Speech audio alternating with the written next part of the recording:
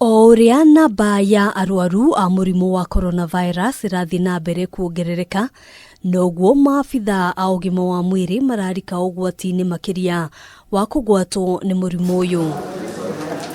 Gikuo kia ndagitari Doreen Lugaliki uria urahurukire muthenya wa ira kumana na murimu uyu kironeka kuinainia maabitha aingi a ugima wa mwiri aria makoretwo muhari-ini wa mbere kuhitana na king'uki giki. My heart is heavy, and not just me, but all Kenyan doctors and all Kenyan healthcare workers.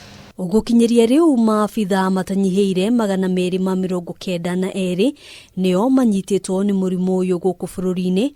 Umuthi ngwataniro ya Ataaramu a urigitani KMPDU ikiuga maabitha angi eri aria maratungataga ta manathi ni makuite kumana na murimu uyu. Already we have lost 2 nurses, and as per yesterday we have lost 1 doctor, and this is a greater call to the government and in particular the Minister of Health that we need to step up our protection for the healthcare workers. I'm aware of one healthcare worker who is now critically ill, but the doctors and the nurses are doing everything possible, and we hope we'll have a good outcome. Going further, as the numbers rise, of course the number of healthcare workers that will be exposed will equally rise. Ona thutha wa mutongoria wa bururi gukorwo agiathana ati ugima wa mwiri wa maabitha aya ukorwo kiroro ria kwagiriire, maugite giki kiario kiraniro gitari kia hingio. We as healthcare personnel feel abandoned and let down by the people you tasked to ensure that your directive is implemented.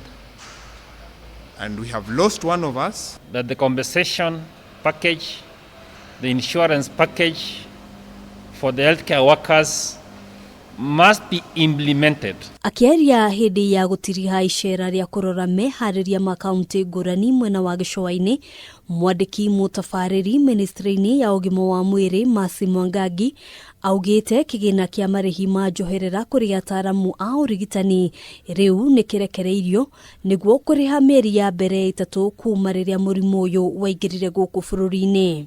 The money is availed. Treasury has given us confirmation that these funds are available, and so it is only a matter of time before these funds are disbursed, at least for the initial 3-month period that we had negotiated with Treasury.